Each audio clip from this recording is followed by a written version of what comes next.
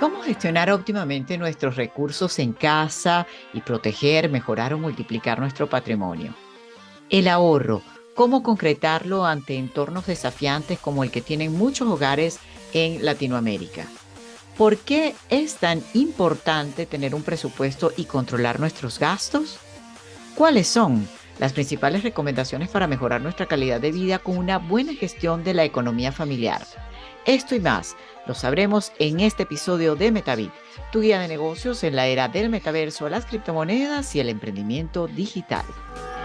MetaBit es presentado por CoinCoinX y su servicio CoinPago. En un clic, pum y ya. Según Economipedia, la economía familiar o doméstica es aquel campo de estudio que se interesa por la gestión y administración de recursos escasos y de uso alternativo en hogares y comunidades. Puede decirse que es una parte de la economía que analiza diversos factores, pero con el común del hogar o la familia. Así es, querida Avatar, y tal como lo ha dicho nuestra Avatar, bueno, la economía familiar es algo, bueno, clave, porque es lo que aplicamos en nuestro día a día. Y por eso hoy vamos a dedicar nuestro episodio de MetaBit a la gestión de la economía familiar. Y hemos invitado para este programa a Rosa María Rey, desarrollando Semblanza. Rosa María Rey es analista financiero y además especialista en todo este tema. Rosa María, te saluda Argel Vera. Bienvenida a MetaBit, ¿cómo estás? Hola, gracias por estar aquí. Hola, muy buenos días. Nosotros encantados de recibirte acá y bueno, muy atentos a todas las recomendaciones que nos puedas dar en relación con cómo gestionar de la manera más óptima nuestras economías familiares. Particularmente, no solamente en Venezuela, en toda Latinoamérica, hay situaciones bastante desafiantes en este momento con respecto al tema de la economía. Y quisiera arrancar la entrevista preguntándote o consultándote si tú consideras en medio de todo esto bueno, que se viene presentando en Latinoamérica, si hay algún error común en las economías de los hogares de Latinoamérica que deba trascenderse para tener una mejor calidad de vida en función de una mejor gestión de los recursos con que se cuentan. Bueno, a ver, primero, si estamos en Venezuela, pues nosotros tenemos una inflación ya de bastante data y que nos obliga a utilizar el dinero mejor.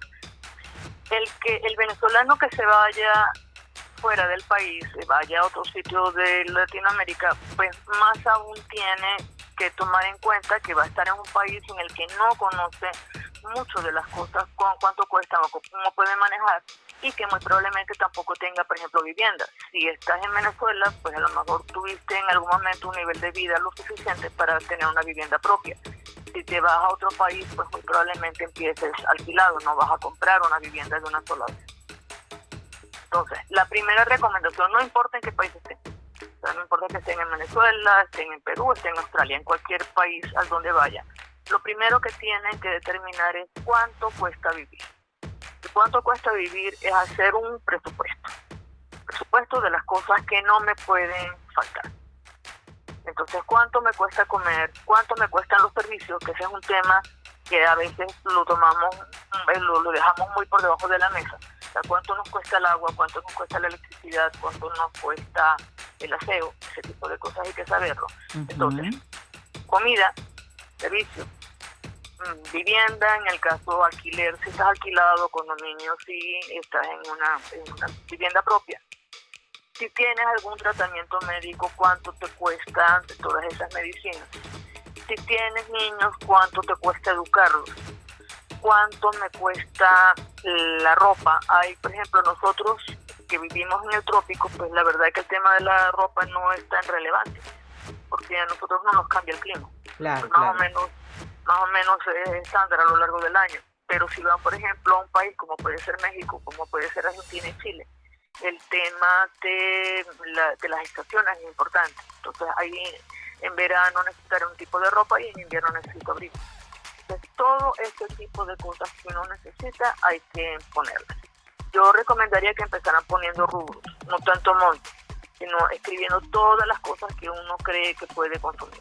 Y luego, una vez que ya tienen esa lista, cuando salgan a comprar, no boten las facturas, porque muchas veces uno paga y después no se acuerda cuánto costó las cosas. Entonces, teniendo las facturas, hay que tener un poquito de disciplina e ir anotando cuánto estoy gastando en cada uno de los rubros para saber al final cuánto dinero tengo que levantar para vivir mejor. ¡Wow! Resulta interesante. Bien interesante esto que nos estás recomendando, Rosa María, y te quiero, digamos, consultar. Hay gente que de repente piensa, bueno, pero ¿para qué yo voy a gestionar un presupuesto? ¿Para qué yo voy a hacer todas estas recomendaciones que me están comentando en este momento? Si realmente la situación es bastante desafiante. Cuando la gente siente que de repente no le está alcanzando las cosas, este tipo de recomendaciones puede servir para empezar a reorientar, digamos, la situación económica. Sí, claro, porque hay cosas que no pueden faltar y hay cosas que uno a veces quiere darse un gusto y eso es importante. El asunto, por ejemplo, hay personas que son compradoras compulsivas. Entonces, a veces, si por ejemplo, si tienes niños y tú quieres que son, de alguna manera darles un cariñito, pues a lo mejor haces unos gastos que tu presupuesto no da para eso. No sé, un cumpleaños, una fiesta, algún tipo de cosas que tú quieras darles, pero a lo mejor el presupuesto no da. Entonces, ¿qué tipo de cosas puedo seguir manteniendo y qué tipo de cosas puedo suspender? Hay otra cosa importante. Ajá. Y ahí hay que determinar, y esto es algo que las compañías tienen razonablemente claro, pero para la familia también sirve. Por ejemplo, hay lo que le llaman costos fijos y costos variables. Los costos fijos son aquellos que no importa lo que yo haga, eso va. Por ejemplo, ¿qué es fijo? Los alquileres. El alquiler hay que pagarlo todos los meses. El condominio hay que pagarlo todos los meses. Si los niños están en un colegio, hay que pagarlos todos los meses. Si los servicios hay que pagarlos todos los meses. Entonces, ese tipo de cosas, no importa que se consuman o no se consuman, eso hay que pagar. Entonces, los costos variables son aquellos que uno puede decidir si los adquiere o no. Por ejemplo, ir al cine es un costo variable. Entonces, yo puedo decidir quedarme en casa y ver la televisión o ir al cine. Entonces, eso es un costo variable. Comprar alguna delicadeza en algún momento que quiero un antojo, eso es un costo variable. Entonces, los costos variables son muy buenos en el sentido que uno puede decidir que consumirlos o no. Los que matan a las familias son esos costos fijos que no importa lo que uno haga, hay que pagar. Por ejemplo, si uno se va de vacaciones a un sitio y ajá, en el apartamento tienes internet, por ejemplo, que te cuesta una cantidad mensual, estés o no estés en ese apartamento, eso hay que pagar el internet. Estés o no estés en el apartamento, tienes que pagar la luz. Estés o no estés en el apartamento, tienes que pagar condominio o alquiler. Entonces, eso es importantísimo, que se defina qué es lo que hay que pagar mensuales, porque esa es la base de lo que tengo que levantar de dinero. O sea, hablando en dólares, por ejemplo, si mis costos fijos mensuales son, yo qué sé, $300, mis ingresos tienen que ser mínimo $300, porque si no voy a quedar rezagada. Entonces, ya por ahí esto te da una base de qué hay que hacer para poder levantar ese dinero. O sea, qué estrategias vamos a utilizar para poder levantar el dinero, porque esos $300 van a ir todos los meses en este momento.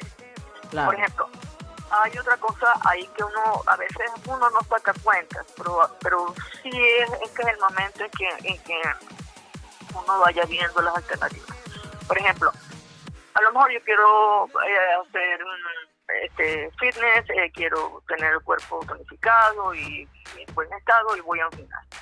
Entonces el gimnasio me pone alternativas. Alternativa 1, me cobra $50 al mes por ir las veces que quiera.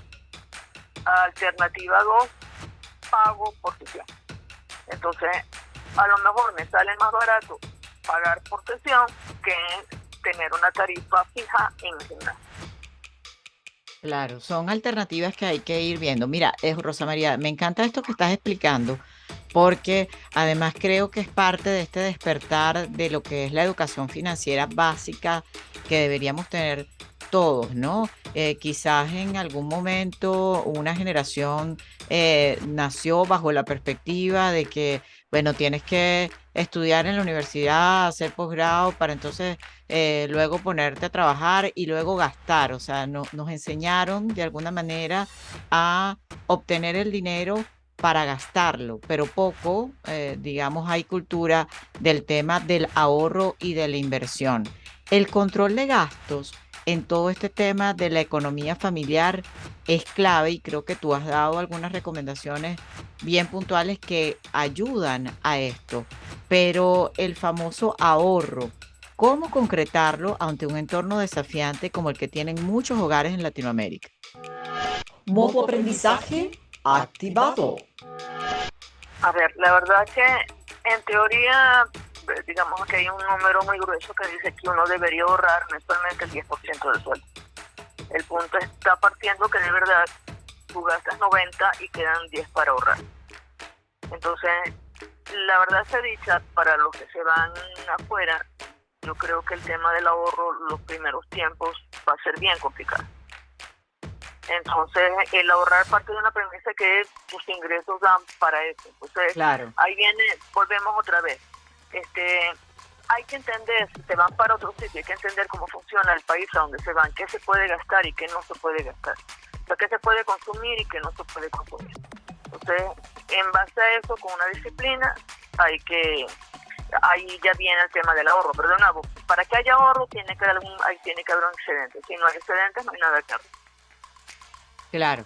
Ahora entonces, quizás un poco la solución a toda la situación que pueden estar viviendo muchos países en Latinoamérica tiene que ver también con la activación del tema productivo.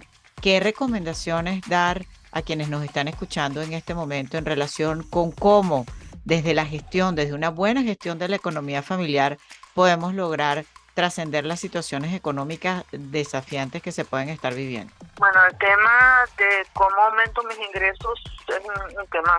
La primera cosa es, lo ideal sería conseguir un trabajo que de alguna manera tuviera un ingreso fijo. O sea, de alguna manera, si el que se va fuera de Venezuela, si tiene un empleo, pues por muy poco que le dé, siempre hay una entrada mensual. El otro tema es poner algún tipo de emprendimiento. El asunto está que tienes que conocer el mercado del país a donde vas. Y en el emprendimiento puede implicar hacer unas inversiones de dinero que si ese emprendimiento no tiene éxito, pues la verdad que ese dinero se perdió. Claro. Entonces yo lo que diría, de nuevo empezar, pues si es posible un empleo sería lo mejor, diría yo. Si por ejemplo se va una familia completa, pues creo que los dos van a tener que trabajar. No creo, a menos que de verdad tengan un trabajo muy muy bueno y entonces uno de ellos pueda, por ejemplo, lo ideal sería tener un de los dos del matrimonio, de la familia, Sí. Uno que trabajara y uno que pudiera hacer un emprendimiento. Entonces de alguna manera se compensan uno con el otro. Claro, y se resguardan allí, ¿no? Y se resguardan ahí porque por lo menos hay una entrada fija que permite pagar esos costos fijos. Publicidad, publicidad, momento de publicidad. Y hasta ahora quiero preguntarte, ¿ya entraste en la tendencia del click, click, pump y ya? Pues éntrale porque CoinPago es el nuevo servicio de CoinX, donde puedes pagar en bolívares con tu saldo en cripto de una forma rápida, sencilla y desde la comodidad de tu teléfono móvil. Con un mínimo de un USDT, puedes pagar a cualquier persona, establecimiento o servicio con pago móvil en su cuenta, desde cualquier parte del mundo y en menos de 10 segundos. Solo debes descargar la app de CoinX, disponible para Android y Apple Store, registrarte, tener tu saldo en cripto en cualquier moneda, seleccionar el servicio de CoinPago y listo. Ya puedes disfrutar de este extraordinario servicio. CoinPago, para pagar en bolívares con tan solo clic, clic, pump y ya. Amigos, continuamos aquí en MetaVid hablando sobre cómo gestionar nuestra economía familiar con Rosa María Rey, quien es especialista en el ámbito financiero, analista financiero, especialista en finanzas familiares. Pero antes de seguir ampliando este tema con Rosa María, vamos a escuchar la opinión acerca de cómo construir un patrimonio lo más óptimo posible de parte de Alberto Cárdenas, director del Centro de Estudios en Inversión Financiera, que también es parte de los colaboradores de MetaVid. Y bueno, queremos allí complementar para ustedes cuáles serían las recomendaciones que desde el SAFE se dan precisamente para abordar el tema de la gestión de las finanzas dentro de la familia y para construir un patrimonio óptimo. Alberto, te escuchamos. Go, my darling. Mira, en el marco de la erradicación de la pobreza, yo diría que quizás el activo más importante, obviamente somos nosotros y somos, digamos, lo que podemos entender, nuestra educación, lo que podemos internalizar, esto como tú bien dices en la pregunta, a través de hábitos. Creo que los pasos son muchos de los que hemos hablado en tu programa. Inicialmente tener conciencia de nuestras finanzas, de nuestra relación de gastos, de lo que significa nuestros gastos de vida, nuestros gastos día a día, nuestros gastos estratégicos también, eso por el lado de los gastos, llevar un control de ellos, llevar un registro, ser conscientes exactamente de cuáles son nuestras partidas y por supuesto también entender muy bien nuestros flujos de ingresos, nuestro flujo de efectivo, de dónde provienen nuestros ingresos, cuáles eventualmente las cosas que podemos hacer para mejorarlos, incrementarlos, cuál es el impacto que tiene la tasa de inflación en nuestros ingresos, cómo podemos protegernos frente a la devaluación y a la inflación que podamos tener localmente. Estas cosas las hemos aprendido y bueno, una de las cosas que siempre recomendamos es tener exposición a moneda dura, ahorrar, tener el hábito del ahorro. El ahorro es el paso previo a la inversión y esto puede ser destinar simplemente un 10%, un 15% de nuestros ingresos mensuales a esa partida de ahorro para irla acumulando. Recomendamos siempre hacerlo en una moneda que permita cubrirse frente a la devaluación y luego pues esto sí destinarlo a algún vehículo de inversión que nosotros creemos que los mercados financieros son una opción para ello y pues se puede armar una cartera diversificada con la idea de tener un crecimiento en el mediano y largo plazo asociado a algunos objetivos de vida, ¿no? Otra recomendación importante es que usualmente uno dice que debe controlar la deuda, pero el apalancamiento puede ser una herramienta muy útil y especialmente con activos estratégicos como pudiera llegar a ser la vivienda. Para las personas que están comenzando, digamos, su etapa productiva, su vida, tener la posibilidad de acceder a algún tipo de financiamiento para poder adquirir el techo, la vivienda, es una situación que puede ayudar muchísimo para lo que es el crecimiento del patrimonio en el mediano y largo plazo. Aunque entendemos que digamos localmente en Venezuela el crédito es una situación, está restringido, tenemos una situación de restricción de crédito, pero eso en mi opinión no va a ser algo perenne, atiende al ciclo económico y eventualmente en algún momento el crédito volverá. La idea es tener las cuentas en orden, tener la casa en orden para poder disponer o acceder a esa herramienta que es el apalancamiento crediticio cuando se abra de nuevo, en el caso de Venezuela, ¿no? Y poder disponer de ello para poder incrementar la base de activos.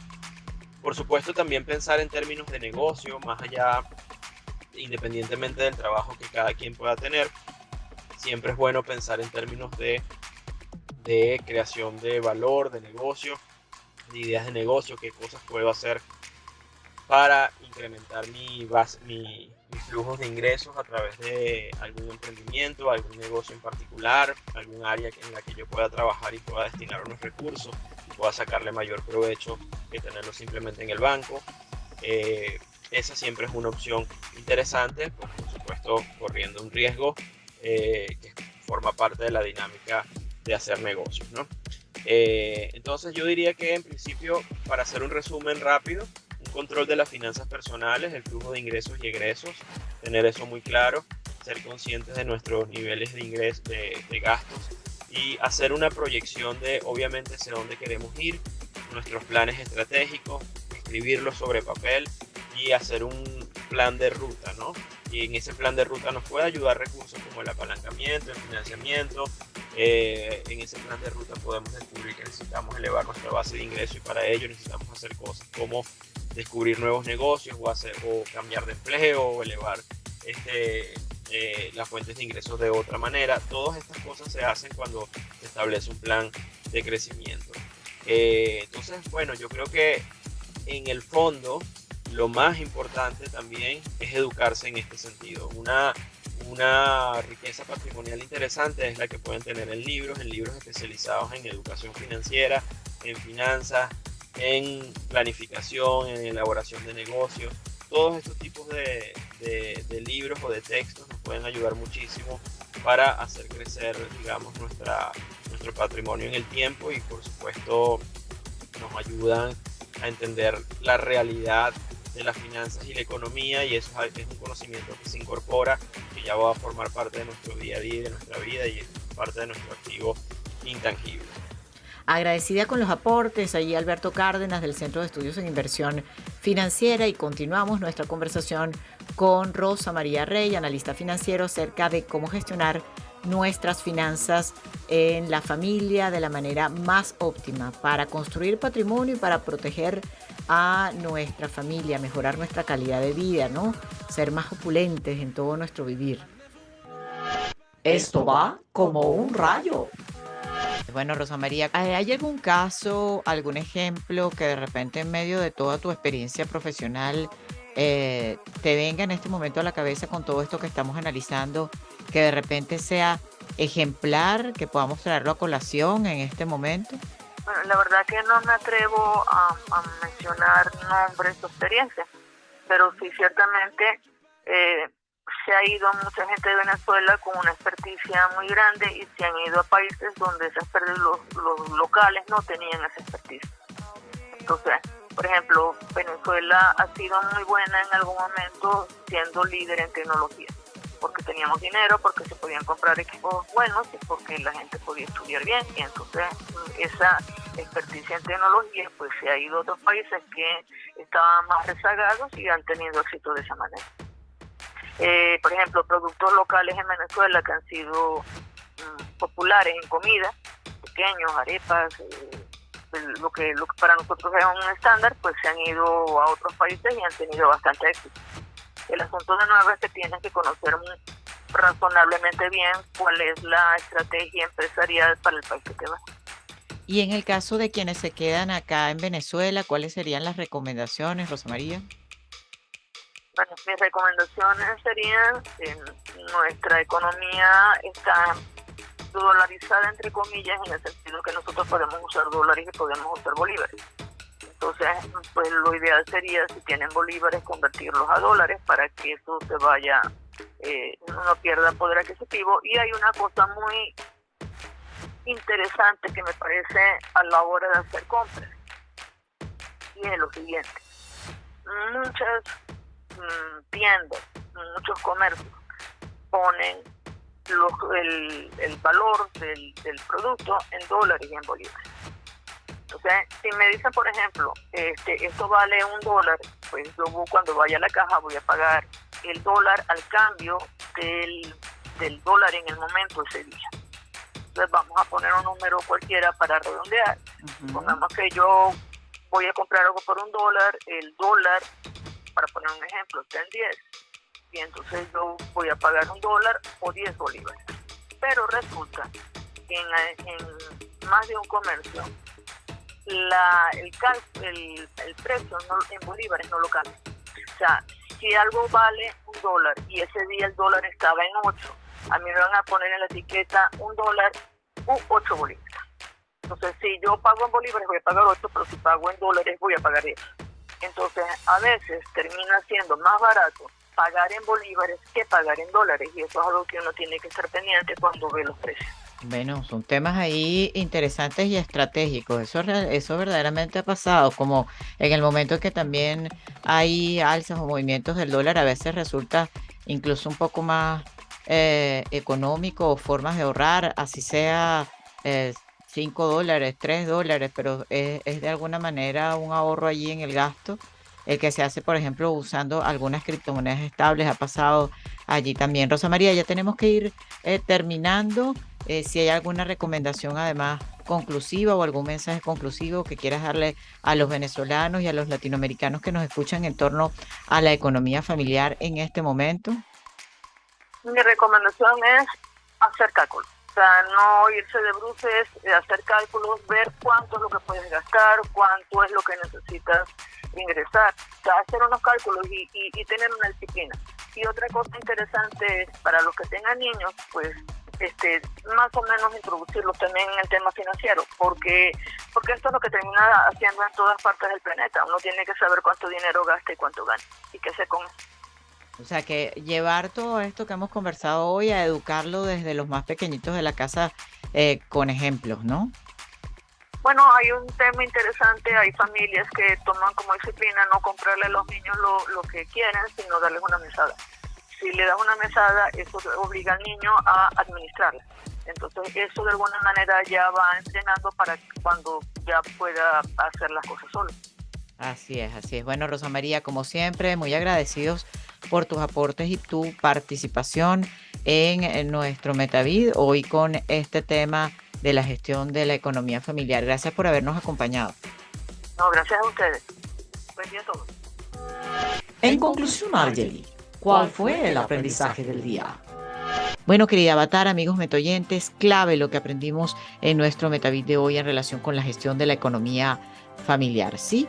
Porque se trata de eso que manejamos a diario, ¿verdad? Para tener la calidad de vida o no que estamos, digamos, protagonizando en este momento. Aprendimos que la economía familiar es el estudio de esa gestión de los recursos que se emplean en la familia para los gastos, el consumo, el ahorro y también para la inversión. Clave tener una buena administración, nos lo explicó la especialista que tuvimos en nuestro Metavid de este día. La administración del capital, una buena gestión es clave, amigos. Y la buena administración requiere atención con factores claves como los que hemos repasado hoy. Hacer un presupuesto, controlar los gastos, visualizar cuáles son las vías de poder incrementar los ingresos al hogar para, en primer lugar, tener saldados lo que son los gastos básicos, los gastos fijos y poder pasar a esos gastos variables y algunas otras cosas. Utilizar el emprendimiento como forma de complementar los ingresos dentro del hogar. Si son varias las personas que aportan dentro de la familia, pues lograr que cada uno tome un rol, que entre todos se protejan, uno trabaja, el otro emprende y así, digamos, van. En definitiva, una de las cosas que debemos plantearnos a diario y haciéndonos conscientes de que tenemos que tener una buena administración dentro de nuestros hogares o dentro de nuestras familias, es que nos lleve no solamente a sobrevivir, como mucha gente se ha acostumbrado, no, esa no es la meta, hay que borrar ese chip. Tenemos que orientarnos a construir nuestro patrimonio, a aumentarlo, a protegerlo, a multiplicarlo.